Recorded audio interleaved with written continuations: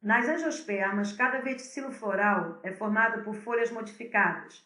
Podem ser observados frutos partenorcárpicos e pseudofrutos, e certas famílias podem exibir conjuntos de flores dispostas numa determinada organização, constituindo inflorescências características. Com relação a esse assunto, analise as afirmações abaixo.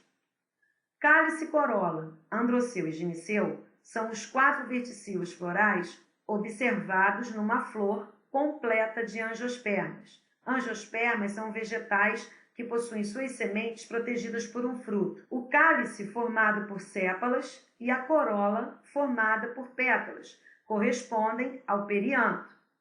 A flor é um órgão responsável pela reprodução sexuada das angiospermas, que são vegetais superiores. É formada por 4 partes. São chamados de verticilos florais: o cálice, a corola, o androceu e o gineceu. As pétalas formam o que nós chamamos de corola. A corola, por sua vez, possui folhas modificadas, geralmente coloridas, e tem como função atrair as aves e insetos para ajudar na polinização. As sépalas, cujo conjunto se chama cálice, é formado de folhas modificadas, geralmente verdes. Sua função é proteger as partes internas da flor. O órgão reprodutor masculino se chama androceu, composto por um ou mais estames. O órgão reprodutor feminino se chama gineceu, cujo conjunto nós chamamos de carpelos. Cada carpelo é formado por estigma, estilete e ovário. Esta opção está correta, porque realmente os verticilos florais são esses 4, e o cálice é formado por sépalas, corola por pétalas, cujo conjunto se chama perianto. Após a fecundação, a flor perde seus verticilos acessórios e os estames.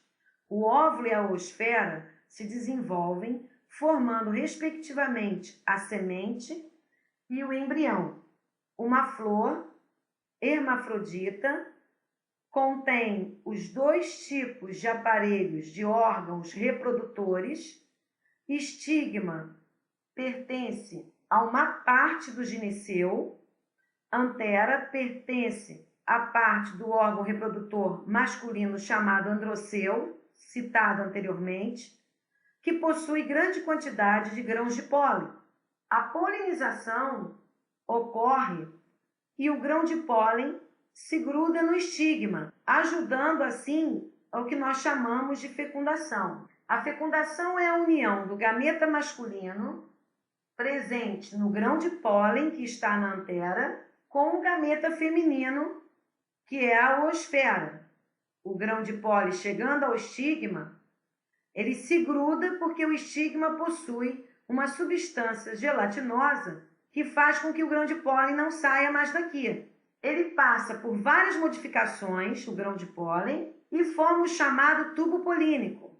O tubo polínico penetra no estilete, que faz parte ainda do órgão reprodutor feminino da flor, que é esse tubo, formando então o grão de pólen, o tubo polínico, que penetra no estilete e chega ao ovário.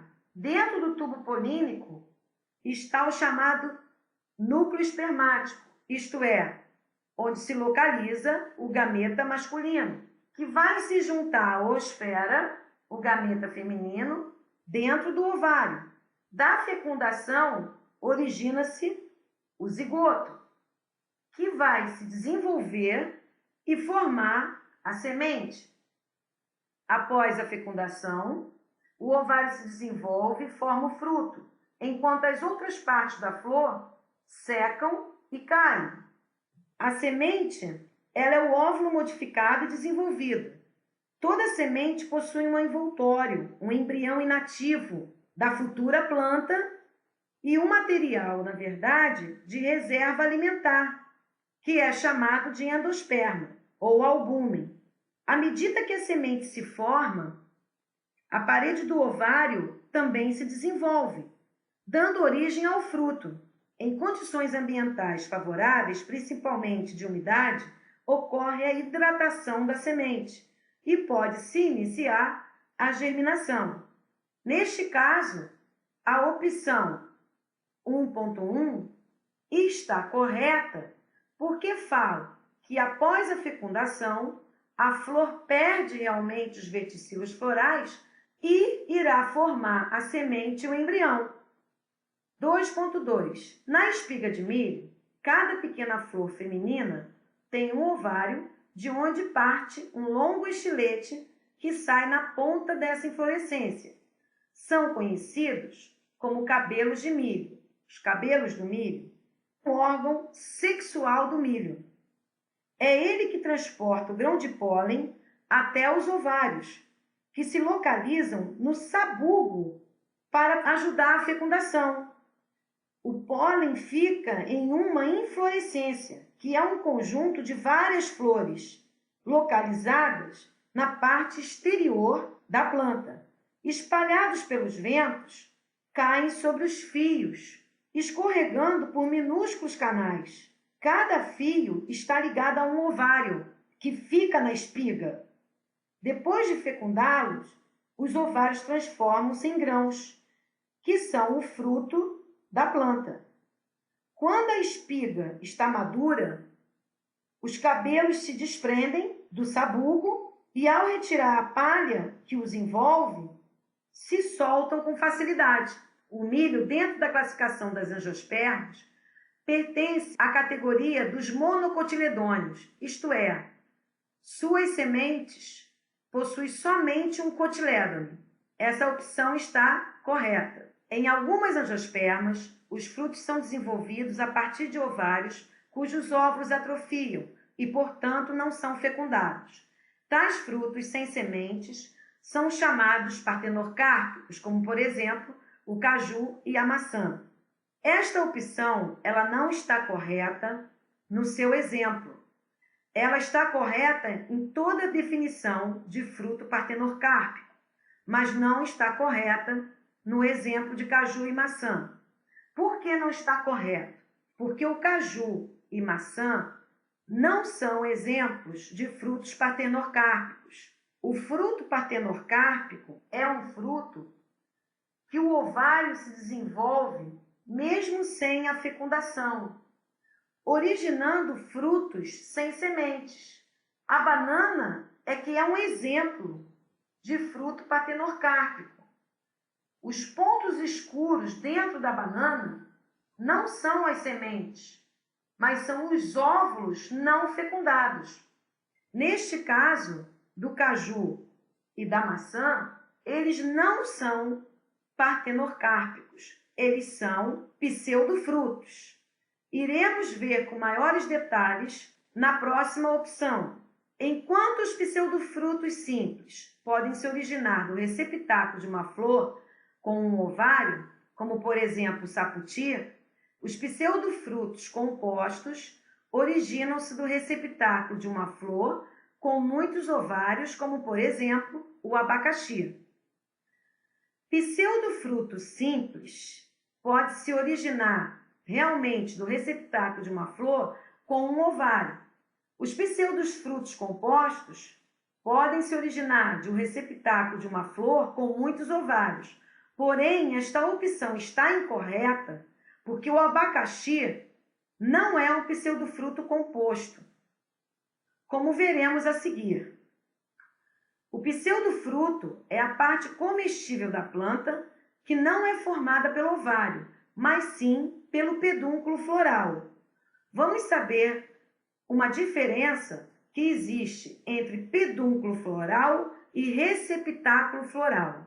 Pedúnculo floral é este cabinho da flor. Receptáculo floral fica no topo do pedúnculo floral.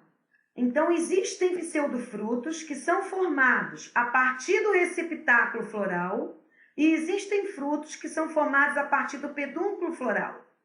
A banana e o caju são formados a partir do pedúnculo. O morango e a maçã são formados a partir do receptáculo. No caso do pseudofruto simples, ele é formado a partir de um único ovário de uma flor. Eles podem ser secos, carnosos, deiscentes, indeiscentes. No caso do caju, a parte carnosa é o resultado do desenvolvimento do pedúnculo floral. O fruto verdadeiro do caju é a castanha, que está do lado externo. A maçã, assim como o morango, é o resultado do desenvolvimento do receptáculo floral. Os frutos múltiplos, derivados de muitos ovários amadurecidos, pertencentes a uma inflorescência, que crescem juntos, formando uma infrutescência, como é o caso da amora e do abacaxi. Por isso que o abacaxi, na opção 4.4, não está localizado corretamente, porque ele não é um pseudofruto composto, ele é múltiplo. Os compostos, como temos o morango, eles são provenientes do desenvolvimento do receptáculo de uma flor, com muitos ovários. O fruto do morango são os pontinhos escuros em seu exterior. Daí, a opção 4.4 incorreta. Sequência VVVFF. Questão encerrada.